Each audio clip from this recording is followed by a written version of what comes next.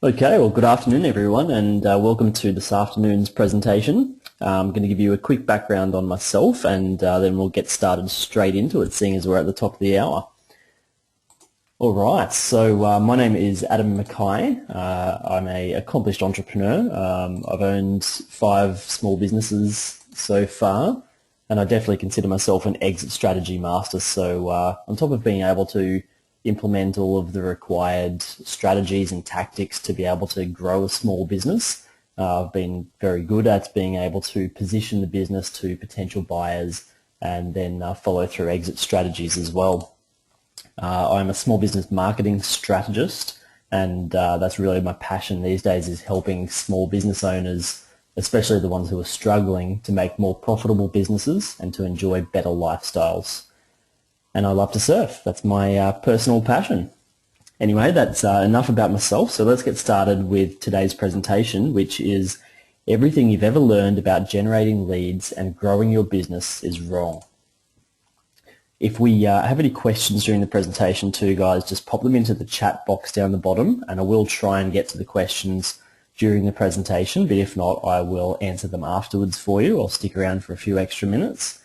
And don't stress too much about taking notes, because I will send the whole presentation and a recording out to you afterwards as well. So today we're going to teach you a short presentation that is a system for marketing your business to a point where it becomes instantly obvious to your prospects that they would be an absolute idiot to do business with anyone other than you at any time, anywhere, or at any price. So let's just say, for example, you're a chiropractor and you've just spent more than $10,000 on radio advertising. So you probably spent an entire weekend with an audio crew in your office, interviewing your staff, explaining your facility, and getting the entire production just right for prime time over the airwaves. And after all that work, effort, and expense, you ran the ads for several weeks, your phone only rang 15 times, and those ads resulted in producing just one single patient at $1,900. How would you feel after investing 10 grand and winding up with a net loss of $8,100 that you'll never get back, not to mention all the time, effort, and energy you wasted? But let me ask you this, what if you could take just $1,300 of that marketing budget and just by changing what your radio ad says, instead of getting just 15 calls resulting in only one sale, you could generate 137 calls. Close 37 of those into brand new paying patients, each worth an average of $2,500, and you pocket a cool $92,000 in revenue for your trouble. That's what's called getting more results, making more money for the same time, the same money, and the same effort spent. What if we could systematically do this for you? Well, let me show you how to leverage what you're already doing and how you too can get those exact same results for your business just by changing the way you do all of your marketing and advertising. And I'm not talking about radical changes here, guys, just simple, common sense changes that enable you to exponentially leverage your marketing's results. So that $10,000 marketing budget that our chiropractor was spending remained exactly the same whether they were getting 15 calls or 137 calls. And I'm going to share with you exactly how you can accomplish these same results with your marketing and in the process, dominate your entire industry.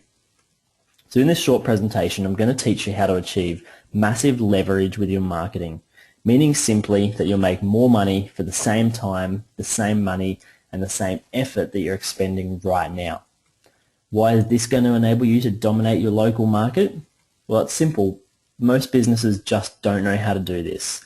So they don't understand the tremendous untapped potential that lies within their marketing. Most businesses today spend some money on marketing and advertising and then decide that whatever results they get from that marketing is probably about as good as it's going to get. They realize that their results can fluctuate up and down, but they never imagine that results like our chiropractor, where they got 137 calls instead of 15, is even remotely possible. So I'm here to tell you point blank, nothing could be further from the truth. The marketing system I'm going to teach you today is based on unchanging principles of human nature that dictate that people always want to make the best buying decision possible. And therefore, marketing's job, your job, is not to yak incessantly about how great you are or how low your prices are. Your job is to position your prospective buyers so they have total control over the decision-making process, based on them having enough quantity and quality of information to determine that they're receiving the most value for the price they pay. The system I'm going to teach you is truly a breakthrough in marketing and advertising, yet it's simple and easy to understand. So we have thousands of client successes around the world to prove that this works literally every time it's implemented properly, regardless of what business or industry you're in. So I'm going to introduce you to some very common sense principles of marketing that you'll be able to instantly validate and embrace. These are principles that will give you a clear vision of what your marketing is supposed to look like, and just as importantly, what it's not supposed to look like. So I want to show you the fundamental formulas and strategies to not only make your marketing work better, but to enable you to create what we call competition-crushing marketing. I want you to see how powerful all of this is, allow you to comprehend what the possibilities are for your business, and what a significant advantage you'll hold over your competitors when you implement this stuff. So let's get started into it. Okay, so there's two main components to any marketing plan. We've got strategic marketing and tactical marketing. Strategic marketing is the content of your message. It's what you say and how you say it, including the concepts you choose to focus on, the words and images you use to communicate those concepts, and the tone in which the message is delivered. Tactical marketing, on the other hand, has to do with the actual execution of the strategic marketing, such as placing ads, building a website, attending trade shows, and things like that. If I ask a business owner about their marketing plan, the answer almost always comes back in terms of tactical marketing. They send direct mail, run radio ads, create a website, all of those kind of things. But the key to effective marketing is to actually master the strategic side, not the tactical. So what you actually say in your marketing and how you say it are almost always more important than the marketing medium where you say them. Both are really important, of course, but the real leverage is in the actual messaging itself, and that's the strategic side of marketing. So in fact, when a marketing campaign bombs out, the tendency is almost always to blame the marketing medium itself, like the TV or the radio station, which is the tactical part of the plan, without any regard to how good or bad the strategy behind that marketing piece was. During this presentation, you'll learn how to say things in a way that will make a profound difference in your marketing results. Now, this system's been successfully implemented in over 400 different countries, 400 different industries and plenty of countries around the world, including with business coaches, social media consultants, contractors, business brokers, accountants, financial companies, retail stores, real estate companies, home builders, restaurants, software companies, doctors, dentists, home remodelers, internet companies, manufacturing companies, literally just anything and everything you can think of. We've even used it to help a $10 an hour dog walker to build his business to over $500,000 a year. This revolutionary new lead generation system works with all sizes of businesses, from startups right up to Fortune 500 companies. But our true passion lies in working with small businesses averaging $2 million in revenue and below. This system's going to finally let you quit competing on price, guys, and start selling your product or service for what you're really worth. Using this, you're going to drive in more leads and often see an increase in your advertising response by 2 to more than 100 times. You'll also convert a higher percentage of those leads and make your salespeople into superstars. You'll increase the amount of your average sale, and your list of clients that pay, stay, and refer will increase significantly.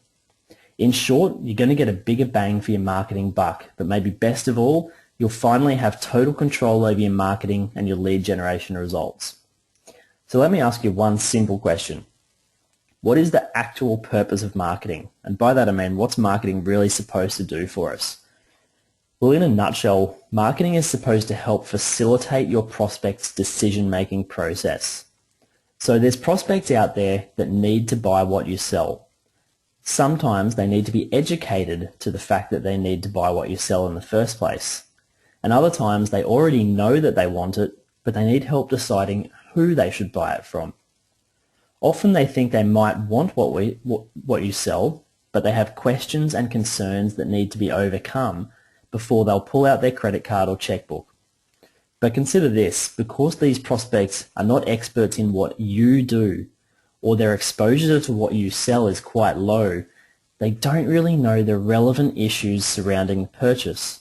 They don't know how to make the best decision, they can't tell the difference between the best deal and a major mistake, and this leaves opportunity for you to provide them with this information and then guide them through their buying process.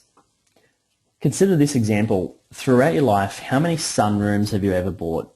And for those of us who don't know, a sunroom is basically a closed-in glass room addition to your house. So think of it as a closed-in veranda. Have you bought 5 sunrooms, 2, 1, or like 99% of homeowners probably bought 0? So let's assume you fall in that group of 99% who've never bought a sunroom before. Do you have any idea how to buy a sunroom? Can you tell the difference between a $10,000 sunroom and a $25,000 one just by looking at it? Of course you can't.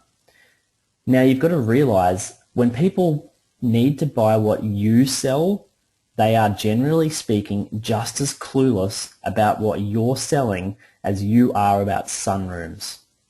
So your job, simply put, is to facilitate your prospect's decision-making process. So listen, this is actually pretty simple. All prospects and customers want the exact same things, and it really doesn't matter what type of business you have. They want to feel confident that their money has been well spent and that their decision has been made to the best of their ability. They want to get the best deal, and that's not just the best price, but they want the best deal in terms of overall value. People instinctively want to make the best decision possible and not feel like they've got to second guess their buying decision. All you have to do as the marketer is figure out what's important to your prospects, educate them as to what constitutes the best deal when it comes to buying what you sell, and remember value, and then show them quantifiable proof that you actually provide the best deal in terms of price and value. All of this has to be communicated to them in a way they'll pay attention to, believe in, and then take action on. When this occurs, the prospect gets what they really want from you: complete confidence that they have actually made the best decision possible and that they have truly gotten the best value. But here's the problem. Instead of using marketing to educate and facilitate the decision-making process and build the case why a product or service is the best on the market, most businesses fill their marketing with self-serving jargon that's only a thinly veiled way to say, hey, please buy it from me because I want you to give me the money instead of my competitor. And that's why people become jaded and why they resist marketing. They tend to either dismiss your entire marketing message, or even worse, they become skeptical and stop paying attention to the message altogether. Prospective buyers want and need to be educated so that they can feel confident when making their purchase decision, and no one is providing it. But here's the good news. The first one who does provide prospects with this information wins all the most profitable customers available.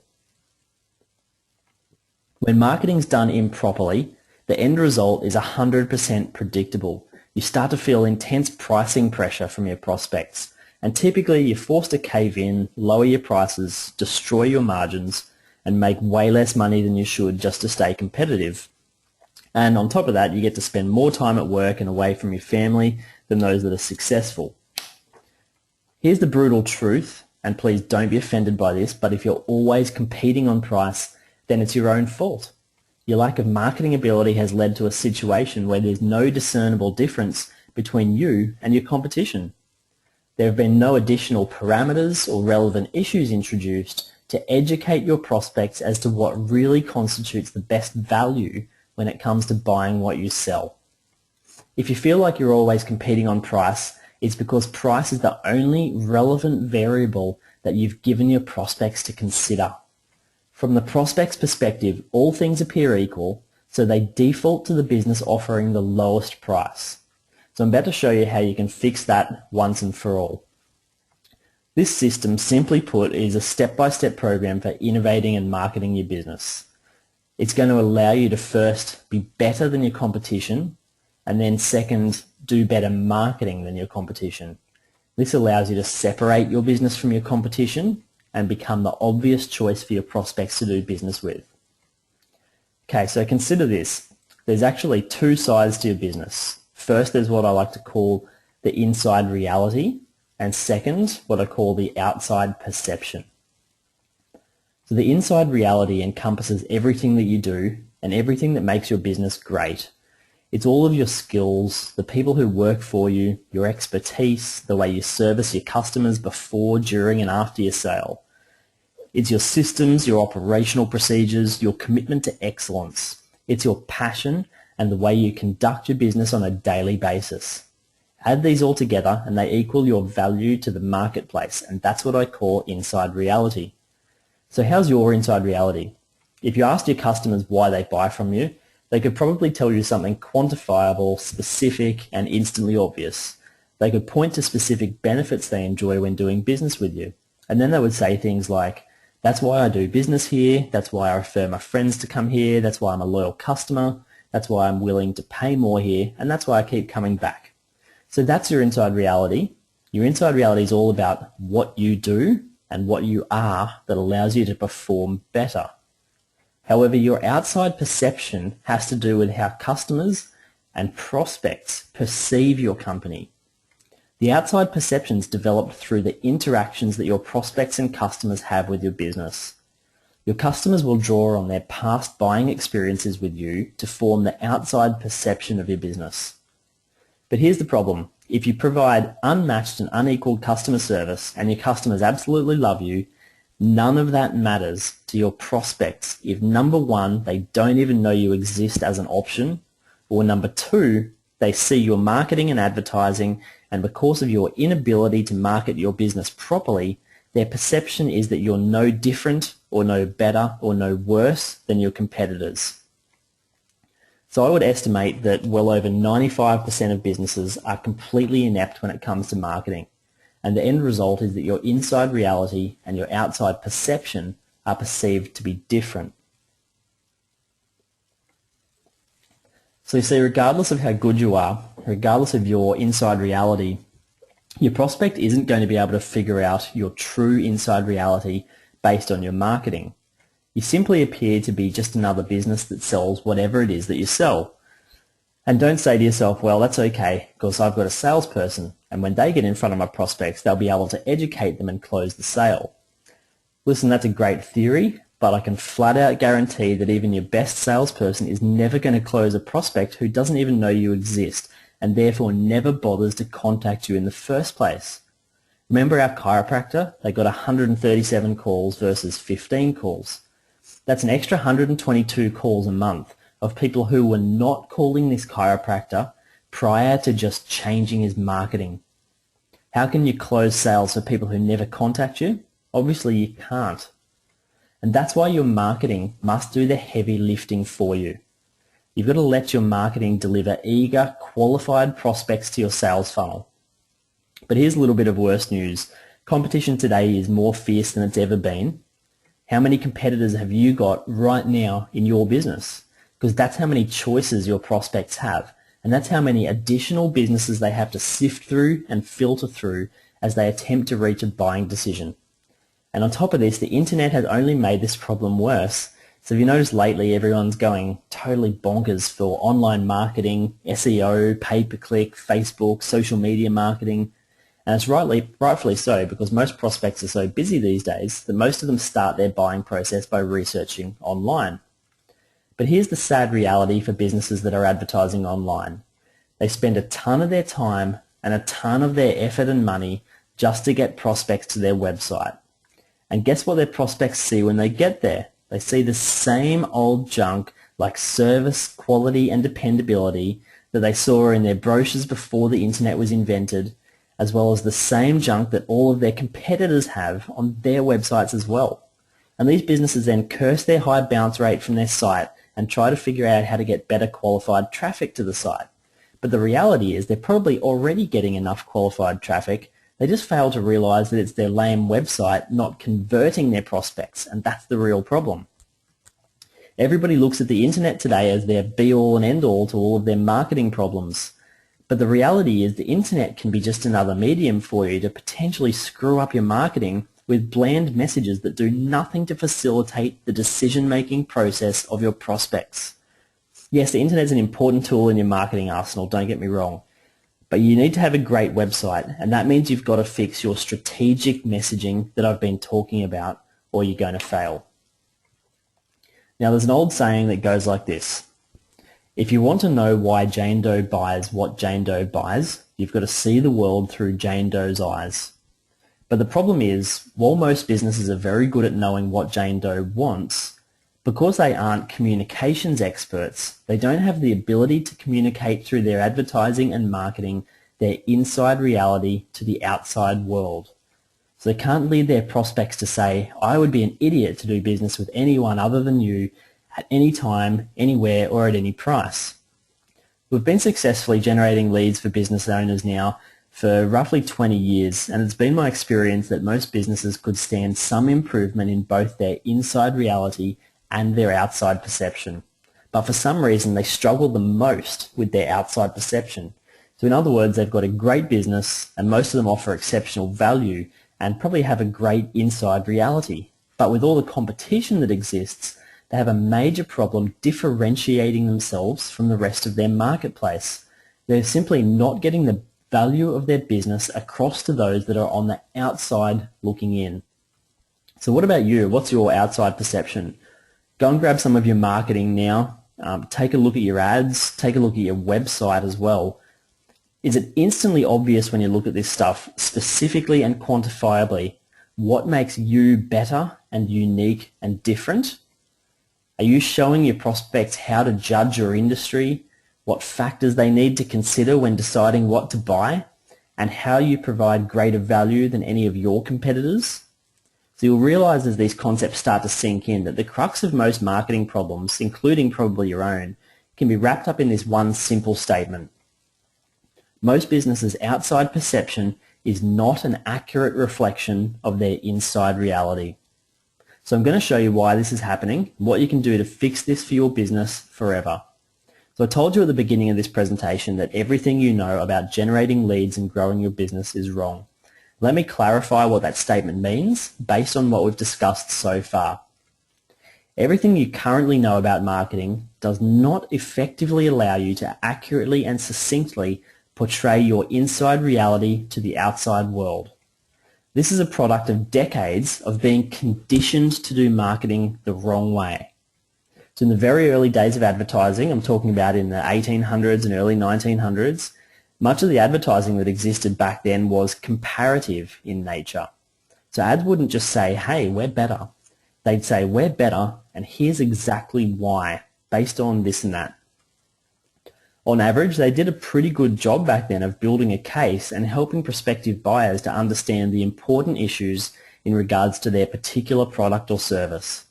The result was that their outside perception was generally a pretty good reflection of the company's inside reality. Then the most significant event in the history of marketing and advertising occurred in 1945, when television was commercially introduced for the first time. So up until then, total national distribution of an advertising message was very limited to radio, print advertising in a few magazines, and maybe a Sears catalogue, for instance. But with the introduction of TV, large advertisers could buy a TV commercial and reach just about every living person in the country within a couple of minutes. Back then there were only 3 channels, so demand quickly outstripped the supply of commercials, and prices shot through the roof. In response to the rising costs, the length of commercials shrank down from 2 minutes to 30 seconds like we see today. This meant that advertisers had less time to educate us to the important and relevant issues and build a case as to why they were different or better or unique. So instead of attempting to use shorter ads that highlighted their comparative benefits, advertisers changed tactics and started using slogans. That change made it harder and harder for the company's outside perception to accurately reflect its inside reality. But remember that marketing's first job is simply to get your prospects' attention. And even running just 30-second ads, getting attention back then was still not a problem for these advertisers. But then what? After you grab the prospect's attention, you must next facilitate their decision-making process. And companies and their ad agencies found that this was a lot harder to do in only 30 seconds. But they also found out back then that they didn't really need to do it because the number of real competitors they had, that is the number of competitors that could actually afford to advertise on television and run ads against their ads, was wonderfully few. So they could spend a ton of money running 30-second ads and win by default. Now, if there happen to be 2 or 3 major competitors jockeying for the same prospects, like Pepsi and Coke, that was fine because there was plenty of business to divide 2 or 3 ways. The bottom line is that a company's inside reality and outside perception didn't really have to match up. The lack of a substantial number of choices eliminated this necessity. So the focus for all marketing and advertising shifted to simply just getting the prospect's attention. That's when advertising lost its penchant for selling and instead shifted its focus to creativity. The idea now was to get inside the consumer's brain with something creative that would stimulate them and cause them to recall the product later on when they needed it. And that's when slogans became the de facto marketing standard that's still in use today. Things like 15 minutes can save you 15% more on car insurance, breakfast of champions, or home of the Whopper, all of those types of slogans. So this new creative approach took over advertising as we know it and soon began to filter into all of the other advertising media, including radio, Google AdWords, newspapers, magazines, billboards, yellow pages, websites, you name it. Once this new creative message was in place, the big companies just opened up their checkbooks, spent lots of money, and basically gave people no other option but to remember their message. And after hearing things go better with Coke for the 8,000th time, you're probably going to remember it whether you want to or not. So we call this C&R advertising. C is for creativity and R is for repetition. Create an ad that's unusual, weird, shocking, funny, emotional, etc. Spend $1 billion running that ad about 1 million times and then just haul your dough down to the bank. And we call this the era of the brand builders. And in the 50s, 60s and 70s, it's a no-brainer formula for market dominance for the companies with the financial wherewithal to pull it off. And that's when it happened. The ad agencies started running this same formula for all of their other clients, even the ones that were smaller and didn't have the deep pockets of the big guys. Business schools started teaching marketing and advertising based on these methods that were being successfully implemented by the largest companies in the world and churning out graduates who only knew how to do one way of marketing. Brand builder marketing and advertising became the de facto standard for how you do it. And after a few years, no one even questioned the formula, which brings us to the crux of the problem. All of us alive today, with no exceptions, grew up in an era where almost all of the advertising you've ever seen or heard is a product of the era of the brand builders. So over time, we've all become conditioned as to what constitutes a good advertisement. We learned the fundamental pattern for what to put into a commercial, and we learned about slogans and jingles and being funny. We learned that in marketing and advertising, the outside perception no longer has to reflect the inside reality. So now let me repeat what I said at the very beginning of this presentation. Everything you've ever learned about generating leads and growing your business is wrong. And now you know why. It's because you've been conditioned to market the wrong way. As a result of this new breed of advertising, jargon has now started to dominate all marketing and advertising. So think of jargon as words or phrases that are drearily commonplace and predictable. They lack the power to evoke interest through overuse or repetition, and that are nevertheless stated as if they were original or significant. In advertising, you see and hear jargon every day. And since businesses only have 30 seconds to try to convey what makes them special, they lump everything into jargon, such as the largest selection, the most professional, the lowest prices, the highest quality, the best service, the fastest, the most convenient, the largest in the state, more honest, we're the experts, we specialise, works harder, gets the job done right first time, been in business for 4,000 years, all of those types of slogans. Think about your own marketing for a second and ask yourself, are you guilty of using the same slogans currently or in the past? Now, I'm not saying that you shouldn't be any of those kinds of things. Those are the things that actually make up the foundation that you want to use to build your inside reality on. But consider this. If my marketing says that I offer high quality and great service, for instance, Isn't that drearily commonplace and predictable? Doesn't it lack power to evoke interest through overuse or repetition? And isn't it nevertheless stated as though it were original and significant? Does my inside reality, what really makes me good at what I do, does that really shine through when I'm using this sort of stuff? And can you tell specifically what makes me valuable to the marketplace when I just say highest quality or best service? So you simply can't describe, demonstrate, exhibit, reveal, or display your inside reality using jargon. It's impossible. And unfortunately, the end result is an outside perception that you're no different than anyone else. There's absolutely no distinction, no separation, and no differentiation. None. You just flat out can't make your inside reality and your outside perception match up when you use jargon like this. In fact, let me give you several ways that you can easily and quickly evaluate your own marketing so that you can see if you're getting caught up in this jargon trap. So the first jargon evaluation that we use is what we call, well, I would hope so. When you make a claim, don't think about it in terms of the words coming out of your mouth. Think about it in terms of the words entering your prospect's ears. And this will enable you to realize just how absurd most jargon actually sounds. So look at the messaging in your marketing and then ask yourself if the prospect's immediate response might be, well, I would hope so. So let me give you an example. I recently saw a TV ad for a home remodeling company.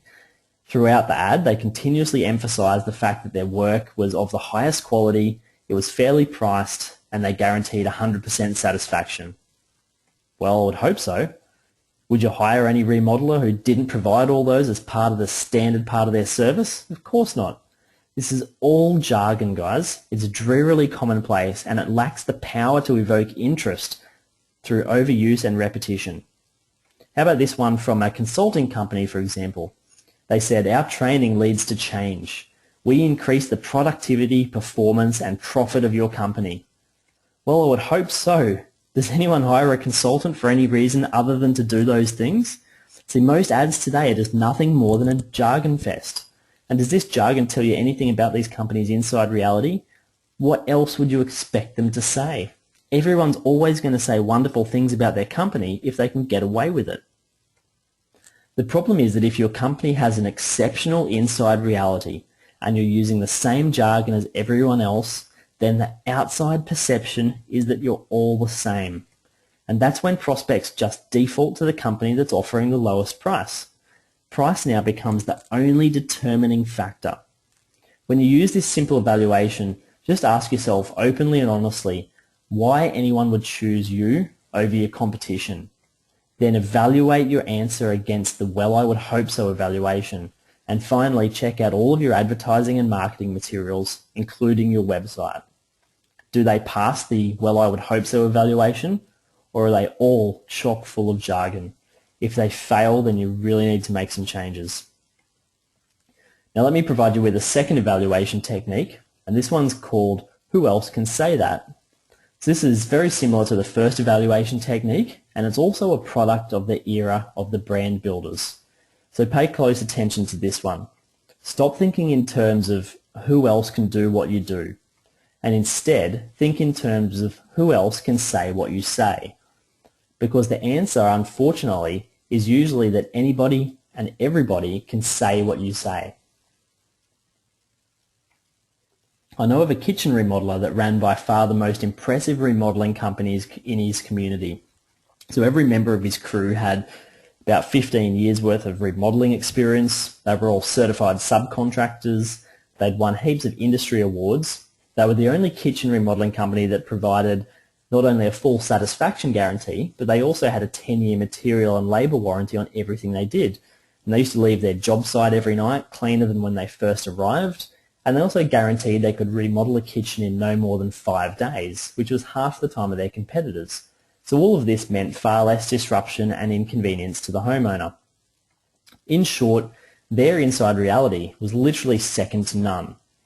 But they had a huge marketing problem because their marketing looked virtually identical to all of their far less worthy competitors. Their marketing said things like certified subcontractors, guaranteed satisfaction, and then just a long laundry list of the work they performed, such as new cabinets installed, complete kitchen remodeling, and so on. And get this, they also said they accept Visa and MasterCard. Well, I would hope so, but then ask this question, who else can say that? When the owner of this remodeling company was asked that same question, he got very defensive and said there's no other remodeler that can begin to match the work that we do. Our subcontractors are far and away the best there is. No one, and I mean no one, can say what we say. And understandably, this guy was extremely passionate and protective when it came to the superior company he'd worked so long and hard to develop over the years. So finally, to try and get the point across to him, he was asked to pull up the websites of his 5 biggest competitors and see what all of them were saying on their homepage. And let's just say after his jaw hung open for a couple of minutes, he finally pointed to the screen and said, "Oh gosh, look at this other company's website. I know this guy and he's actually terrible, but his website says the exact same thing as mine. In fact, I think he might have copied my site word for word." And then he looked at all the other remodelers that he was competing against and saw that all of their websites were virtually identical to his. So remember, it's not who can do what you do, it's who can say what you say. And if your marketing's chock full of jargon, then sadly that answer is that all of your competitors can.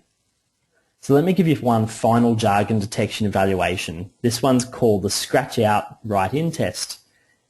Simply just take a look at one of your brochures, ads or websites. Now scratch out your name and write in your competitor's name. And that's it.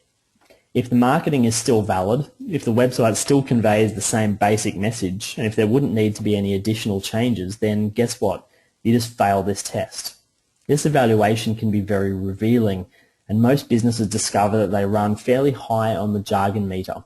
So you might find that your inside reality, as excellent as it might be, is nowhere to be found at all in your marketing messaging. It's all but lost in a sea of jargon, and it's completely invisible to your prospects. Hopefully this is making sense for you guys.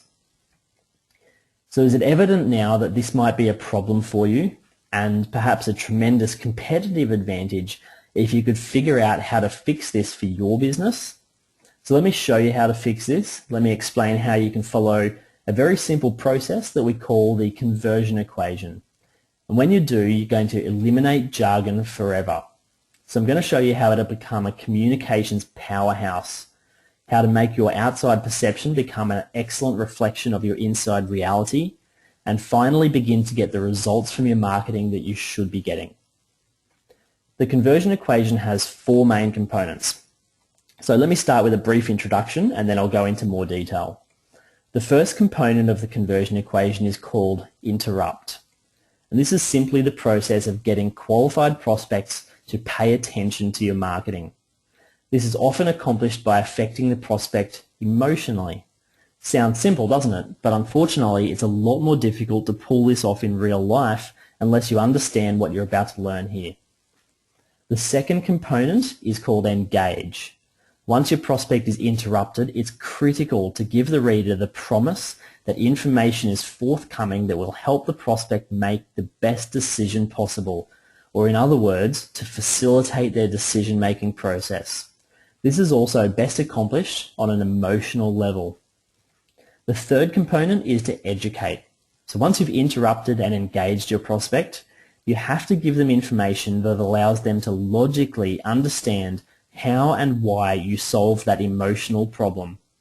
This is accomplished by giving detailed, quantifiable, specific, inside reality revealing information. And this turns the corner from being an emotional sell, because remember you just interrupted and engaged them based on their emotional hot buttons, into a logical sell. And this is easier to do if you're following this conversion equation. And the fourth and final component of the conversion equation is the offer. So now your prospect's been interrupted based on problems that are important to them emotionally. They've been engaged by the promise of a solution to their emotional problem, and they've examined the educational information that makes your solution to that emotional problem real and believable. So the last step is for you to give that prospect a low, or even better, a no-risk way for them to take the next step in the sales process. And this can be accomplished by offering a free marketing tool, such as a report, a brochure, a seminar, audio, video, or something similar, that educates them even further. So your prospect feels in complete control of the decision-making process. This conversion equation follows the formula for what marketing is supposed to do in the first place. And in fact, at this point, we can simply say that marketing's job is to interrupt, engage, educate, and offer. So remember earlier we discussed that if you want to know why Jane Doe buys what Jane Doe buys, you've got to see the world through Jane Doe's eyes, right? Well, I would submit to you that if you want to know what Jane Doe sees, you better first understand how Jane Doe's brain works, how it processes information and makes decisions. And to understand this process, there are three major concepts that I need to teach you. Three concepts that no one else in the world of marketing seems to understand, but three concepts that will make all the difference in the world in your marketing's effectiveness and, more importantly, in your company's profitability. So the three things you need to know about Jane Doe's brain are called downtime, uptime, and the reticular activation system, also known as the reticular activator. So let's begin by discussing that first concept called downtime. Simply put, this is the hypnotic state of running automatic patterns that allows your brain to perform habitual tasks without any conscious thought. And you do this all the time. So for instance, have you ever driven to work and when you got there, you don't even remember making the trip? That's called downtime. This occurs because driving to work is an habitual pattern that you run so frequently that you don't have to consciously think about it anymore. Have you ever stepped out of the shower and you couldn't remember if you've shampooed your hair or not? Your brain performs all these daily routine functions with no conscious thought. Now here's what downtime means in marketing terms. People see and hear ads with their eyes and ears, but they don't notice them on a conscious level. So if you open the newspaper, you'll be looking at maybe 70% ads and 30% bona fide news articles. But because the ads are only seen on a downtime level, 9.9 times out of 10, you won't consciously notice them at all. All you consciously see is the news, which is what you were there for in the first place. The second concept is what's known as uptime, and this is the brain's state of alertness or active engagement. So it's like when you're driving on the freeway, for instance, in a big thunderstorm, your hands are firmly gripped on the wheel at the 10 and 2 o'clock positions and your pupils are as big as saucers. You're sensitive and you're responsive to everything around you. You're also in uptime when you're watching a horror movie and you hear music building to a crescendo in anticipation of something scary happening. So you can think of uptime as your brain going on alert mode. But here's what uptime means when it comes to your marketing. When your prospect is in uptime mode, then they consciously notice your ad or marketing piece and they're open to your suggestions and solutions. Something captures their attention and compels them to keep paying attention. So the key to marketing is to get your prospect out of downtime and into uptime. So we want to shake them out of their natural subconscious haze where they never see your ad or marketing piece and into uptime where they are fully conscious and aware of what you're trying to communicate to them. Once you understand how to do this, you'll have the ability to make an absolute fortune with your marketing. But to completely grasp this model, you've got to learn the third major concept about how Jane Doe's brain works, which is called the reticular activator. So the reticular activator is the part of your brain that's on the lookout 24 hours a day, 7 days a week, even when you're asleep. So it's constantly scanning the environment, looking for things that fall into any of these three categories. Things that are familiar, things that are unusual, and things that are problematic. When your brain detects any of these three categories on a subconscious level, it sends a message over to the conscious side of the brain and says, hey, wake up, there's something unusual here that you need to pay attention to. And by the way, whatever those familiar, unusual, or problematic things are, we call them activators. So in short, your brain on a subconscious level is constantly on the lookout for activators. It's searching for things that are familiar, things that are unusual, or things that are problematic. In other words, things that demand a conscious response. Whenever it finds one, it pokes your conscious brain and snaps it out of downtime sleep mode and into uptime alert mode. So let me give you an example of the raw power of your own reticular activator system right now. I'm going to permanently embed this example directly into your reticular activation system, and I guarantee that you'll remember this for the remainder of your life. So here we go. I'm certain that at some point over the past, say, several weeks, years, etc., you've glimpsed a FedEx logo, either on a truck making its deliveries, on the website, in a television show, for instance. So FedEx has been in business since June 18th, 1971, and that's a lot of years that we've been seeing that logo. So let me ask you a question. In all those years, how many times have you actually seen the logo? Over the 40 plus years, I'd probably wager to say that you've seen it 1,000 times. So here's question number 2. Have you ever seen the hidden message within the FedEx logo? Did you actually know that there's a hidden message within the FedEx logo? If you're saying right now that that's impossible because you've seen the logo thousands of times and you certainly would have noticed a message in there at some point in time, then join the crowd. 99% of the population have never seen that hidden message. Are you ready for me to tell you where it is? So next time you see a FedEx logo, look between the E and the X in FedEx. I've just circled it on the screen for you. You'll see an arrow pointing across to the right. It's as plain as day, and yet very few people have ever detected it over all these years. And that logo was specifically designed that way from the start. It isn't just something that happened by coincidence when the designer created it, but almost no one sees it. There's plenty of other logos with hidden messages inside, including the Baskin-Robbins logo, for instance, where there's a hidden 31 in between the B and the R. There's a peacock hidden inside the NBC logo, and there's actually a cyclist hidden inside the Tour de France logo. And guess what, guys? You will now see this FedEx arrow every single time you look at the logo. Why? Because now you've been drawn attention to it, coupled with the fact that you had no idea it was there before. So the next time you see that arrow, your brain's going to perceive it to be unusual, and that will automatically trigger your reticular activator. So remember, things that are familiar, unusual, or problematic, poke your brain and make it pay attention through your reticular activator. But guess what's going to happen next? Now that you know that that arrow is there, every time you see that FedEx logo, your brain will immediately seek out the arrow. And as you observe it over and over, the arrow will move from being unusual to being familiar. And in both of these cases, guess what else happens?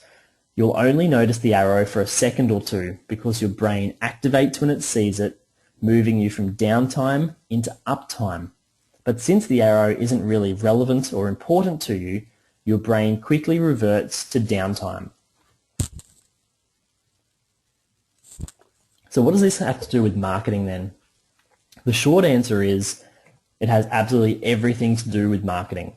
So understanding what wakes people up so they pay attention is what's going to get our marketing past the interrupt stage and onto the engage stage. And when we can engage your prospect, you've actually just increased your chances of selling to the people you're trying to engage by 1,000%. So this is going to solve the problem that every other marketer hasn't been able to figure out, which is not just getting them interrupted, but also getting them engaged, and not just finding any old activator, but finding the right activator. So any idiot can simply interrupt people, and in fact it's very easy to do. The so-called marketing gurus do it all the time, and they prefer to use activators that are based on things that are familiar and unusual because that's the easiest to pull off. So have you ever noticed how many different kinds of animals you see in advertising? That's because animals are familiar and likable, and the idea is that those animals will interrupt you by poking your conscious brain when they're detected by your reticular activator.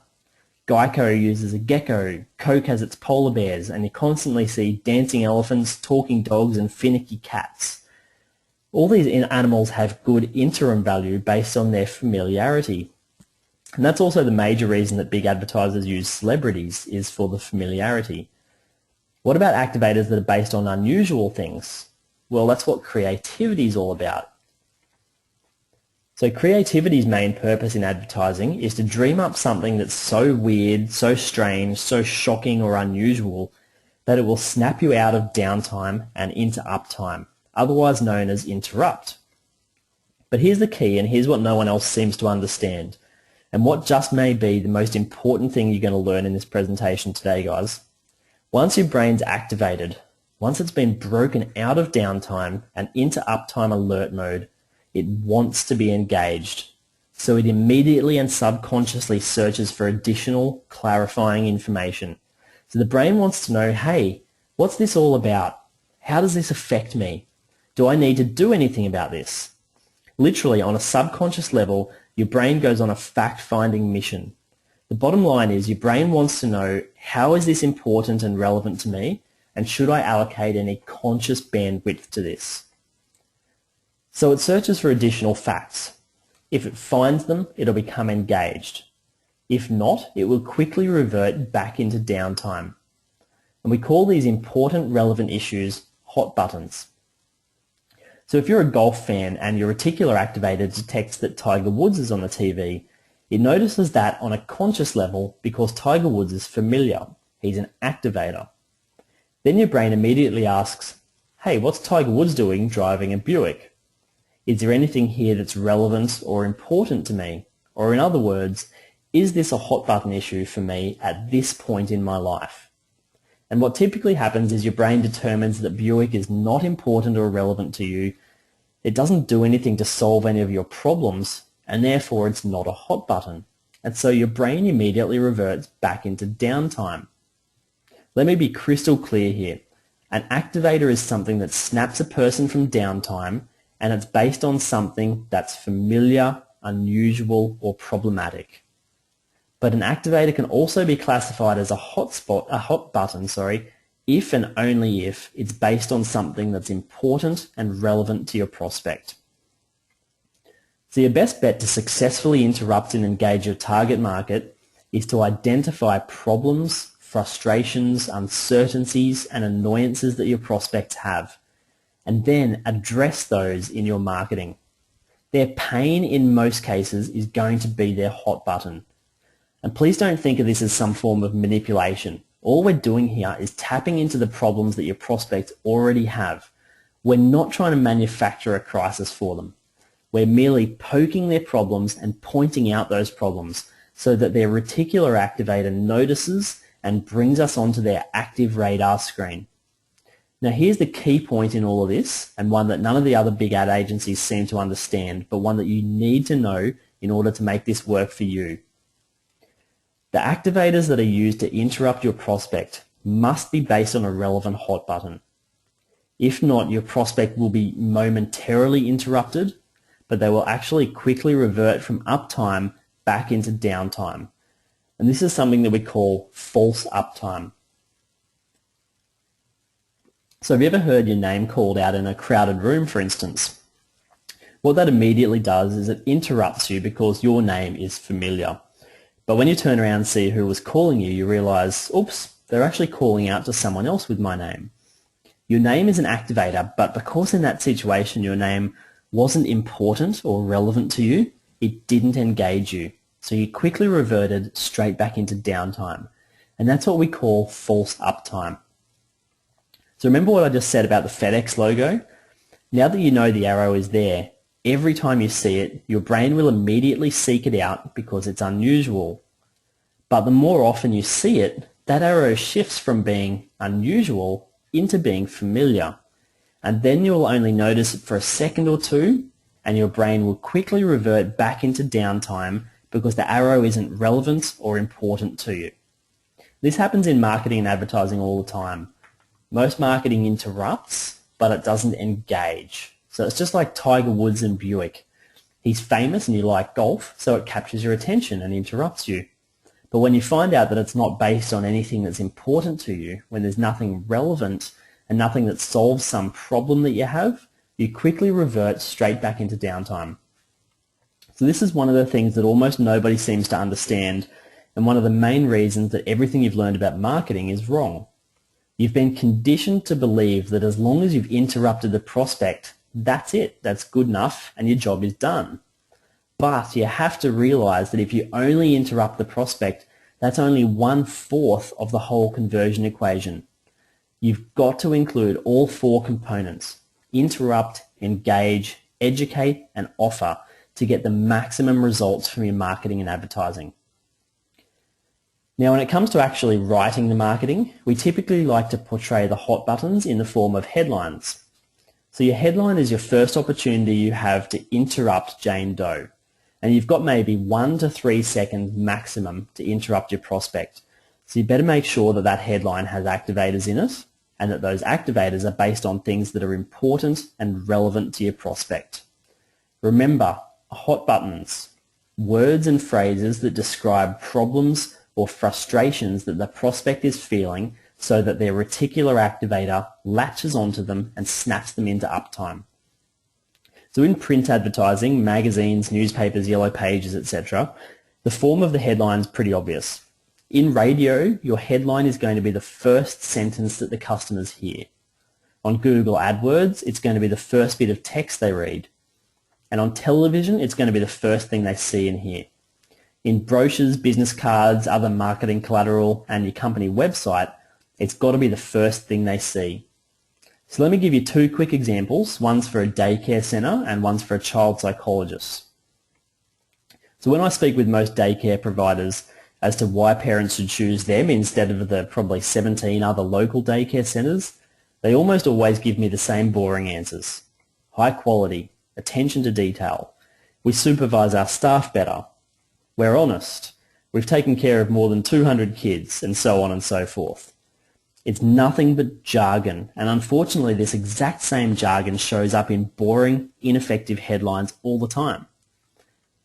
So for instance, when I looked at the marketing of various daycare centres, they said things like this: safe, nurturing and creative environment. Optimise your child's development. Acclaimed by thousands of parents. Accredited by industry professionals, a leader in early childhood care and education.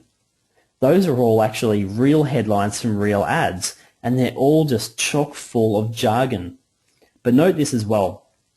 These headlines all speak to the daycare centre. They're not speaking to the prospect. You could just place the word "we" in front of all that jargon and it would fit perfectly. We optimise your child's development. We're acclaimed by thousands of parents. We're accredited by industry professionals. Prospects don't care about the daycare centre. They care about themselves and they care about their kids. None of those headlines addresses the problems or concerns of the parents, do they? So if you really want to interrupt John and Jane Doe, you've got to use much more powerful language than that to get them to respond on an emotional level. So how about this headline to effectively communicate the concept of a safe, nurturing and creative environment? Ever felt like your daycare treated your child like a number instead of a little person? Or how about this one?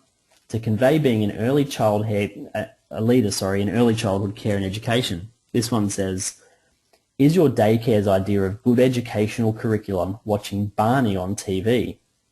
Or this one perhaps, introducing a daycare centre that doesn't consider mac and cheese to be one of the 4 major food groups. So all these 3 headlines work in tandem with close-up pictures that work to reinforce this powerful and compelling messaging.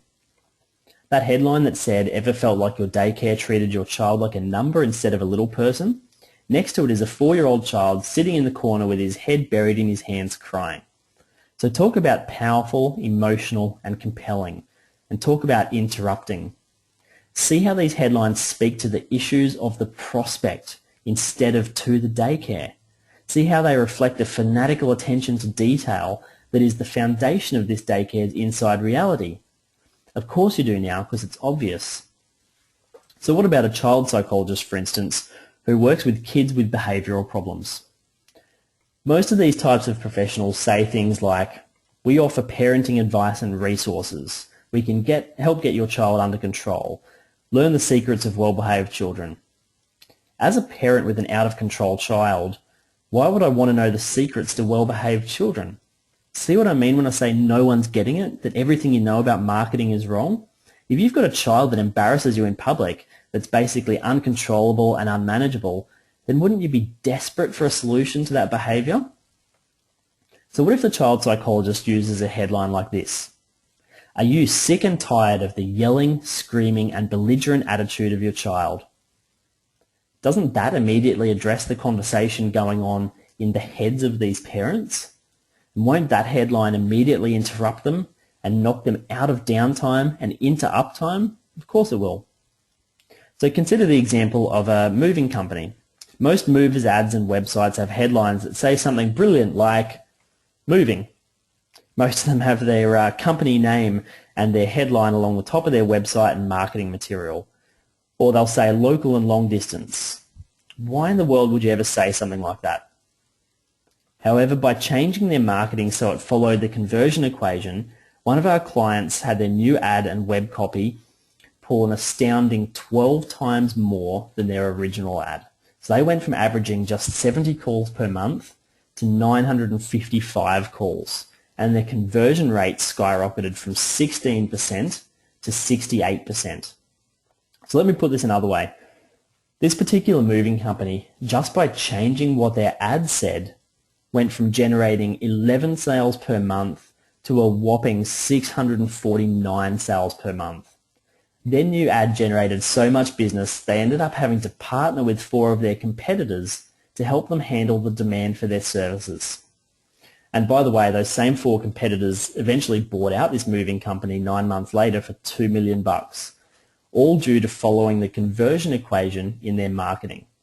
So what exactly was it that generated those fantastic results? Well, their new ad and website featured a headline that said this: last year, over 4,350 complaints and lawsuits were filed against moving companies in Dallas. Got your attention? Yeah, you bet, because it hits on the prospect's hot buttons of uncertainty and problems that might arise when they move. Then they go on in their ad to describe what to look for and what to watch out for when you're moving. So it educates the prospect as to what standards they should use to find the best value when they're hiring a moving company. Okay, to wrap up this discussion about interrupt and engage, let me address the topic of engage specifically for just a moment. To successfully engage, all you have to do is use a headline or a subheadline that promises the reader that if they will keep reading or listening to the ad, that they will get information that will facilitate their making the best decision possible. Not sales information, not here's how great we are information, but rather bona fide decision facilitating information. Sometimes the headline itself will engage, but more frequently it's a subheadline that makes the promise to educate and therefore engages. So let's go back to the daycare ad and continue with that example. Remember the one that had the headline that said, ever felt like your daycare treated your child like a number instead of a little person? So their follow-up engage subheadline would simply say, how to ensure your child gets personal, loving, caring, one-on-one attention at daycare. Or for the headline that said, is your daycare's idea of good educational curriculum watching Barney on TV? The follow-up headline that engages says, how would you like your child to be reading at a first grade level before starting kindergarten? So in both cases, these subheadlines clarify the first headline and then let the reader know that if they keep reading the ad, they can expect to find specific details regarding each of these major hot button issues. In short, these subheadlines engage. The child psychologist that used the headline, are you sick and tired of the yelling, screaming and belligerent attitude of your child? His subheadline said this: now you can discover the secrets to controlling your child and instantly restore peace and quiet in your home. So show me just one parent who's experiencing this sort of behaviour from their own kid who wouldn't respond immediately to this ad. The moving company, remember their headline said, last year over 4,350 complaints and lawsuits were filed against moving companies in Dallas. So they had a subheadline that reads as follows: ask these 15 questions to make sure that your moving company's policies, procedures and standards will protect you from an unpleasant moving experience. So what do you think you might find if you decide to keep reading the rest of their ad or website? That's right, you'll find 15 things to be aware of and to look out for when you're choosing a removalist.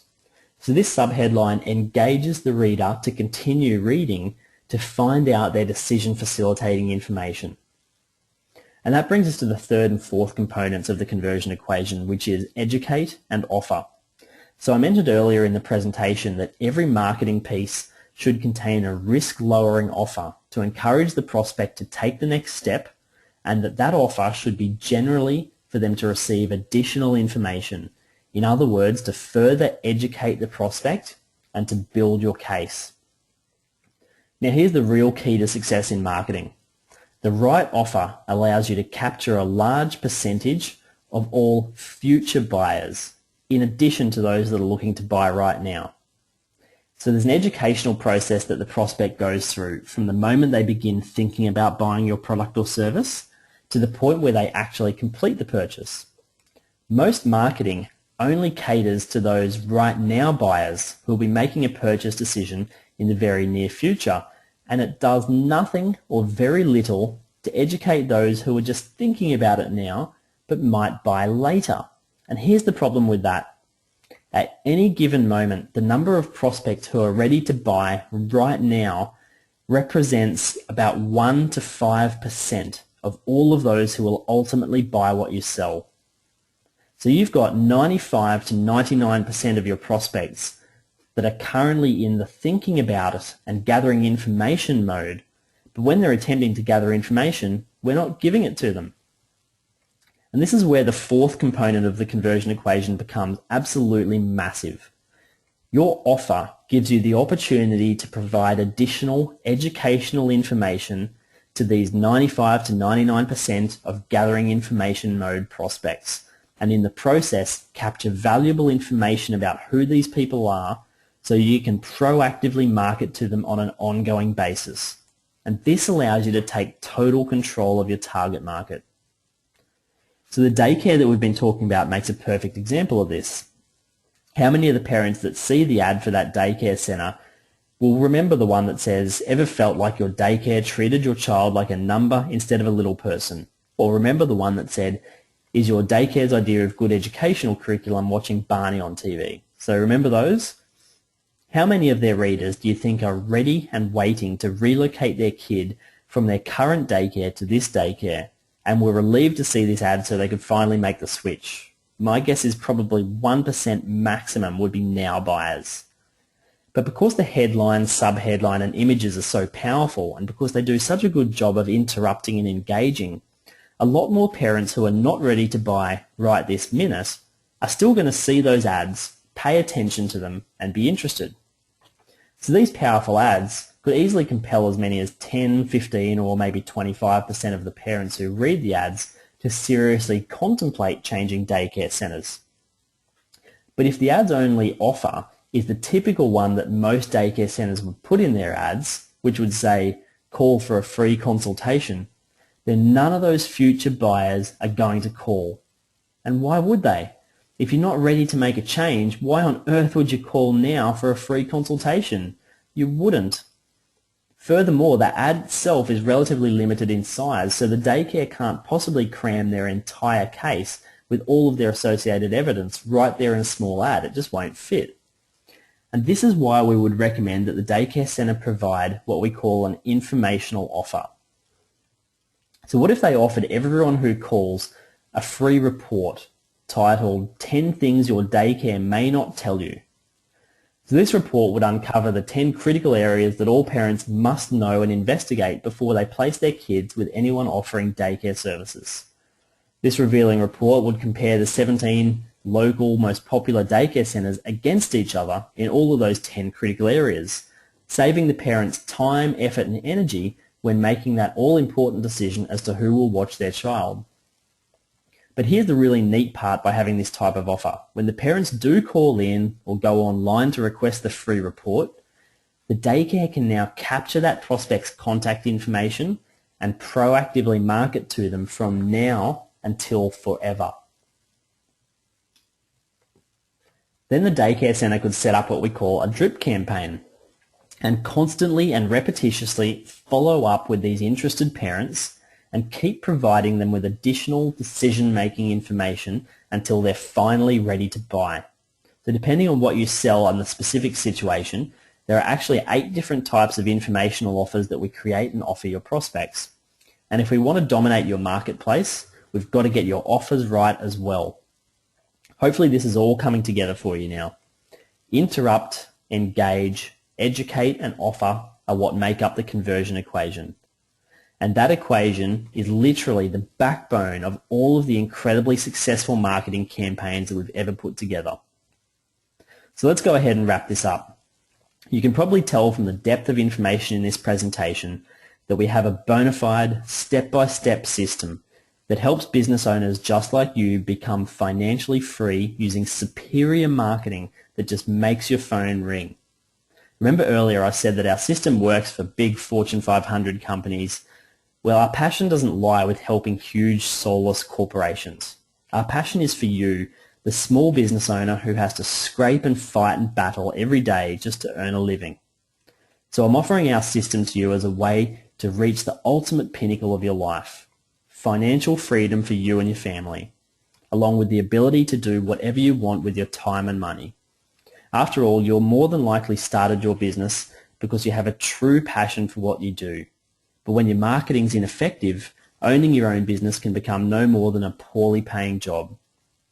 Compelling and successful marketing can provide you with the financial freedom to pursue your real, true ambitions in life. So I believe that everybody has a cause, and a cause that can be more fully pursued and supported when you're financially independent. Let us help you reach that goal. We have the tools, resources, and support to help you accomplish this in record time. And all we ask is that if you give us a chance to show that we can help you, and we're going to do this for free. So I'd like to offer you the opportunity to apply for one of five $5,000 educational grants that I have available this month for qualified small business owners. So in order to qualify, you must own your own business with a total annual revenue below $1 million a year. You must have 10 or less employees, and your business must be less than 5 years old. And that's all that's required. So if your business falls within those standards, I want you to apply for one of these 5 grants.